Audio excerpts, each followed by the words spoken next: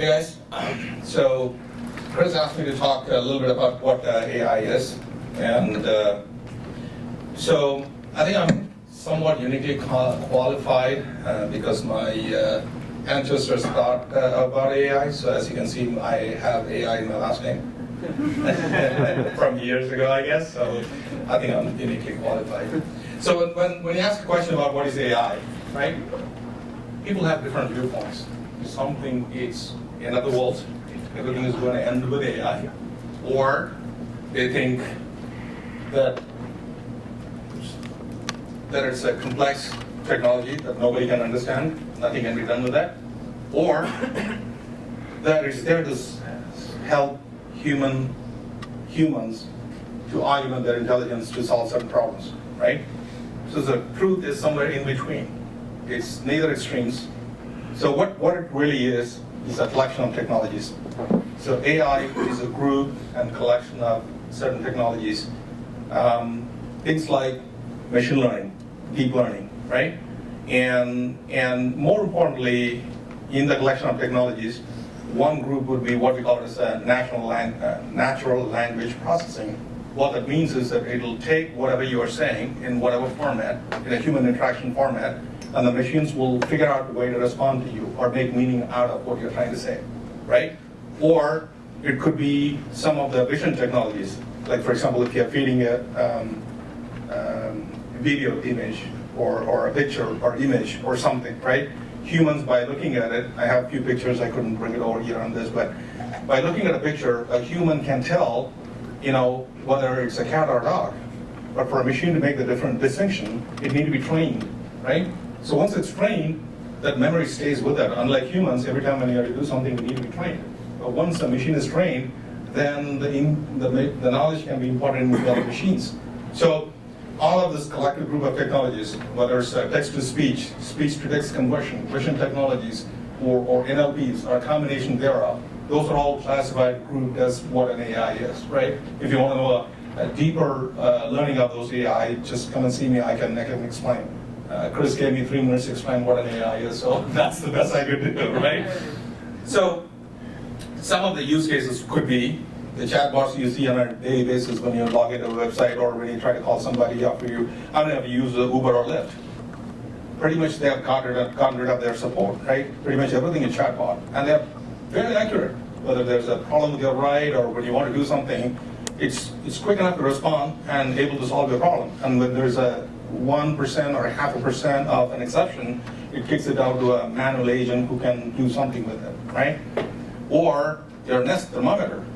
It's an AI-based thermometer, even though it's a programmable device that programs your HVAC system, but it's AI-based. What that means is, you can connect with it, it learns from your behavioral habits. So which means, if you are a normal early riser, if you wake up at 4 o'clock, 5 o'clock, or 6 o'clock, it learns the pattern of, when you wake up on a weekday, when you wake up on a weekend, and what is your, travel patterns, what time you leave for office, how long you stay downstairs, how long you stay upstairs, and it learns from that without for you to physically program the device. It programs itself. Says, okay, he wakes up at 6 in the morning, which is a lie, I don't wake up until 8, but wakes up at 6 in the morning, and then he does this, he gets a coffee, whatever that is, right? So, or it could be like, some of the technologies we deployed at the hotels when I was at IBM, that the concierge service in itself can be driven by AI, which means people can come and interact and ask questions, almost like a computer. You would come to an AI system, and then you will interact with that AI system to learn something from it, or you get some knowledge from it. It's a human interaction. It understands the natural human interactions. That's the next level of AI, right? Or it could be like, in the industrial use cases, we have done some projects at DeepSense. Essentially, if somebody is not wearing a hard hat, if somebody is not wearing a safety vest, and if they're going into a safety zone, the camera that's in the safety zone will monitor all those people. It'll figure out who's not wearing a safety gear. It'll not only alert the security, but also it'll tag my file saying that Andy has been violating this, so he needs to go on a program, or he needs to get fired, right? So those all can be done automatically. That's an AI program that does that, right? Or, this is actually one of my favorites, a project we did. That's actually, how many of you have seen the movie Minority Report? This is essentially Minority Report. we have done a program for one of the police agencies up in the Washington state. It can predict the crime before it happens, and where it can happen, what kind of crime, and when, and what type of crime. So the police with a lesser amount of people are able to figure out and deploy the forces in the right place. Or it could be like, we did a project for a forest fire. That's one of the major issues in most places. Until the fire catches up, they wouldn't know, and then it is already big. By installing cameras at the proper locations, it's able to figure out when the fire breaks out, and then it'll alert and notify the authorities when a smoke and fire comes out. It needs to distinguish, obviously, between the smog and regular smoke, and between day and night differences, but it's able to figure out and alert authorities saying that there's a fire, you need to attend to it, right?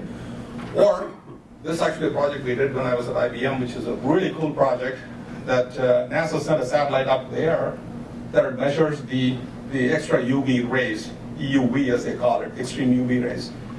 And the satellite broke, or at least the particular instrument that measures the EUV broke. And so their option is they either send somebody up to fix it, or send a new satellite, or do nothing. And either way, the cost could be, you're looking at hundreds of millions of dollars to billions of dollars.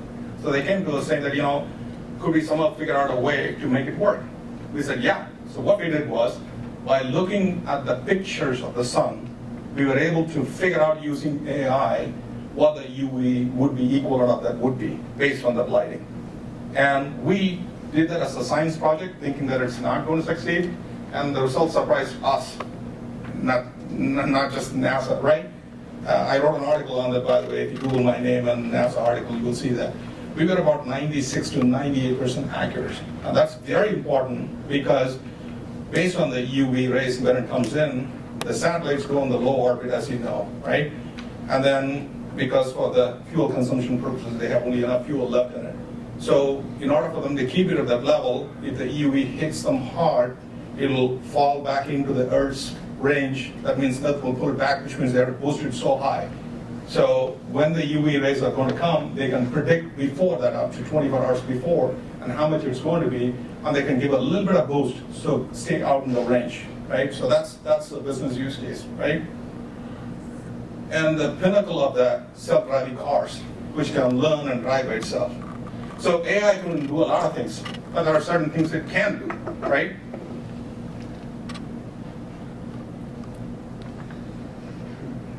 Right. There's still interpersonal communication AI is not perfected yet, but there are certain things AI can do really, really better, right? Really good. So essentially what that is all about is that, if you have more data, if you have a data problem, AI can help solve that. That's what it is at the end of the day. Some people think that AI is magic. Some think, AI is basically data analytics. The truth is somewhere in between. If you have lots of data that you can't make meaning out of it, AI can help solve finding the insights from that, right? So if you're a somebody, I am a whatever, right? Fill in the blank. But if you have a data problem, AI can help solve it, finding insights from the loads of data, right? So where it is helpful is when you have volume of data, right? So essentially, imagine this. Facebook has 2.4 billion users in a universe by itself, right? They have uploaded a total of 500 billion images. Imagine somebody going through all that, making meaning out of that, right? Or a sensor, a normal digital IoT sensor, what you have, it can upload up to 525,000 data points per year, right? So imagine that you have that many thousands of IoT devices in a smart industry, smart city, smart automation, smart whatever, smart cars, right?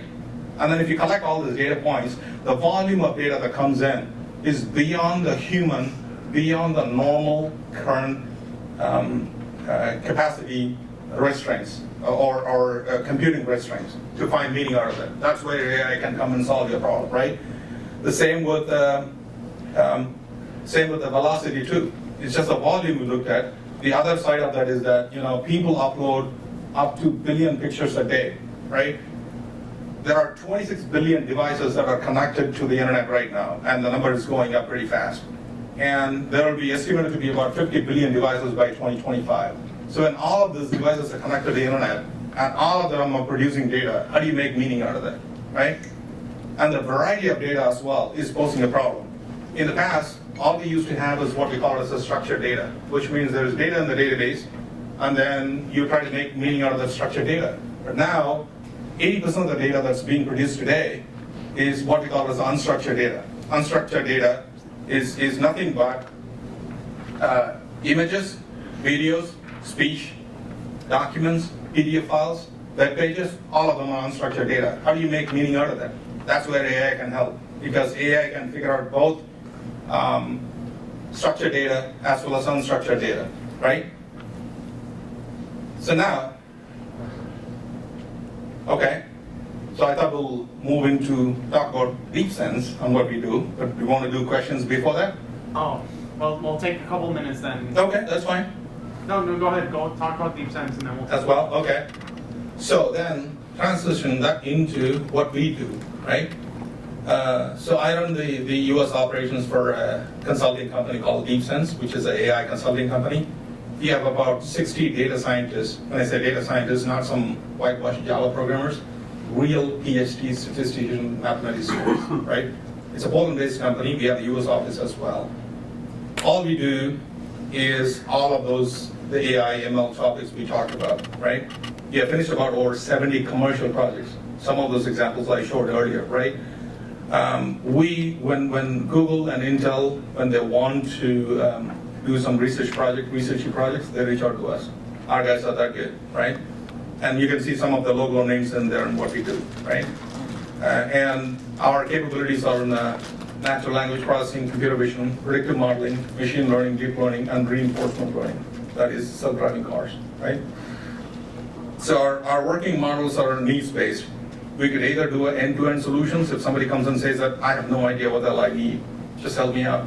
So we could go there and help them identify AI use cases, help them identify what need to be done, and create models, execute, productize that. So end-to-end can be done. Or in the other end of the spectrum, there are companies that will come to us and say, you know what, we exactly know what we want to do. We exactly know what we're going to do. We know our use case. We even know the models. But data scientists are too damn expensive to hire in the US. Can you help us out? We work in that model too. So we go end-to-end, right? So the end result when you create AI could destroy the world, or could save the world from destruction, or could be my favorite, Johnny number 5, input. I am Andy Thurai. Those are my social handles if you want to follow me. Thanks, guys.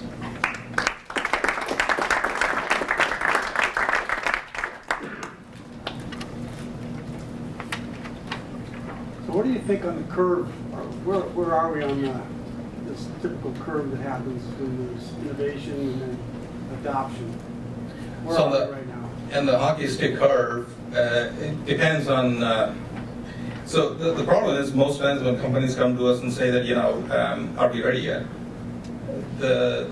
Most times the AI projects fail if you haven't identified a proper business use case or a proper business sponsor, or if you don't have the data. So the first thing when somebody comes and asks me, can you help me with something AI?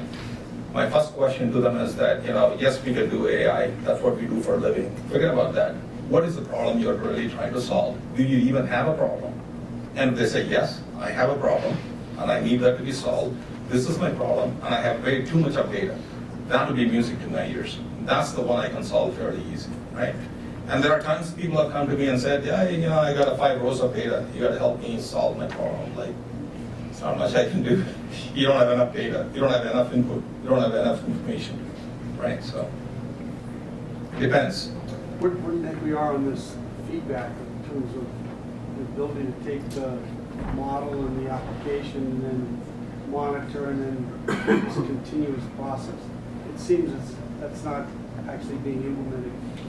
Yeah, so I keep telling this, so I got a ton of experience in the emerging tech areas, right? So when I work with customers, sometimes when people say that, you know, I want to put all my processes in place, but the problem is that when you work on that, you will kill the innovation part of it. So you got to have strike a balance between them. So you got to have a team that's innovating constantly, doing things that, you know, that will make you as the next best thing in whatever the industry you're in, because before you know it, there are digital native companies, as you know, will be sniffing in to kill your market. Right? For example, who would have thought Uber would get into the food delivery business or whatever else, or Apple will get into the healthcare business or whatever, right? So basically, when you digitize things, it becomes a lot easier for the digital native companies to compete against you. So which means you need to be ahead of them. The differentiator most companies have is that you have the business knowledge and the domain knowledge. So you got to leverage that, and then you got to continue to innovate in your field so others won't come sniffing in your field. So you got to do innovation. And then you got to figure out a way to do all of this. That's a larger topic that we can talk here today. The things like CI/CD and DevOps, and then you got to build even AI ops models. And it's a little complicated, yes, but again, the rewards could be rewarding as well. Right?